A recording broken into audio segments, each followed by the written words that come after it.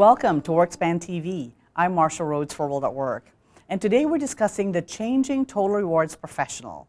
And with me is Carrolyn Bostick. Carrolyn, since the total rewards model was introduced several years ago, what has changed within the total rewards profession? I think that from an HR perspective, we've become much more transparent with employees about the value proposition of working with a company. That it's not just about their base salary or their bonus or any variable pay they have, but it's really about the whole experience that they're having with a company, from their technical training to their leadership development, and tying that all together for them so that they understand what real value they get and to create the message that gives them stickiness with your organization. Are you able to measure the impact of this new approach? We are, because we do annual engagement surveys where I work, and we're starting to see that employees really do understand what's important to them and what's not important to them. And we make adjustments annually as we better understand with the information that we get from them about what they need. So on balance, I think that we are constantly looking for the right dynamic for employees so that they understand what they're getting and we understand what we need to provide. But we want to do that in a way that's cost effective for employees and cost effective for our organization as well. What other ways has the profession changed? Any new skills or competencies we should know about? Well, I think that there's more transparency between the HR side of an organization and the total reward side of an organization, that we're seeing the silos between the organizations break down, and we're seeing that the two organizations are coming together in partnership to create the right experience for employees, that it's really not about whether we have a good reward system, but it's also about whether we have a good effective performance management system, a good employee relations strategy, a good discipline system, a good training process. And so there's much more of more teamwork and collaboration among the various functions within HR so that employees feel that it all has some continuity to it, that it has the same look and feel.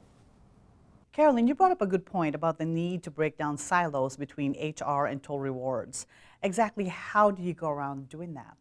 Well, in my recent experience, what we've done is we've identified key projects and we've cross-pollinated those projects with people from both the HR side and the total reward side so that they can work together, have a common experience, and walk in each other's shoes, so to speak.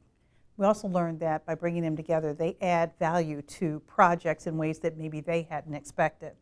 For example, we are creating a compensation class that is customized for our organization, and the person who's leading the design of this training that we're offering for all managers as part of our leadership development initiative is our head of talent development. It's a compensation class, but the talent development head is leading that training, and she's partnering with the head of compensation. And together, they're creating a class, a custom class, to foster leadership development in the area of compensation for the whole workforce. That's a good example of having the talent management side working with the comm side to create, for a common goal, to create something that's a win-win. Do you have any other examples you'd like to share?